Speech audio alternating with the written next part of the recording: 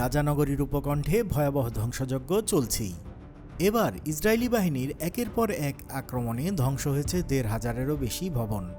আন্তর্জাতিক মহলে তীব্র উদ্বেগ ছড়ালেও থেমে নেই আক্রমণ। চলতি মাসের শুরুর দিকে গাজা নগরী দখলের অভিযান শুরু করে ইসরায়েল।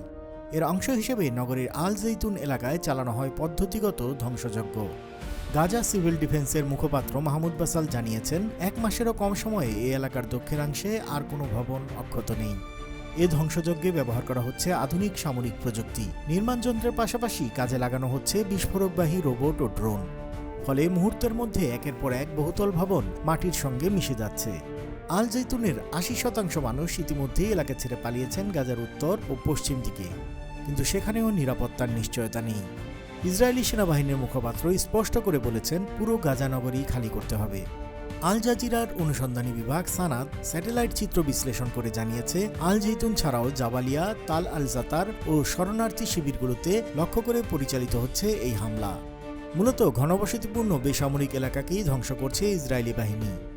২০২৩ সালের অক্টোবর থেকে এখন পর্যন্ত অব্যাহত এই হামলায় গাজায় নিহত হয়েছেন প্রায় ৬৩,০০০ ফিলিস্তিনি, আহত হয়েছেন ১,৫৯,০০০-এরও বেশি মানুষ। পাশাপাশি শিক্ষা, স্বাস্থ্য ও অবকাঠামো সবকিছুই ধ্বংসের মুখে পড়েছে। গাজা নগরীর আকাশ আজও ধোঁয়ায় আচ্ছন্ন। ধ্বংসস্তূপে ভরা রাস্তায় শোনা যায় শুধুই আর্তনাদ।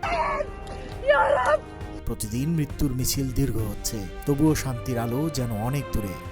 আন্তর্জাতিক অঙ্গনের সব তথ্য জানতে সাবস্ক্রাইব করুন বাংলা ফ্লোয়ের ইউটিউব চ্যানেল। একই সঙ্গে সংযুক্ত থাকুন বাংলা ফ্লোয়ের ফেসবুক, ইনস্টাগ্রাম ও টিকটকেও।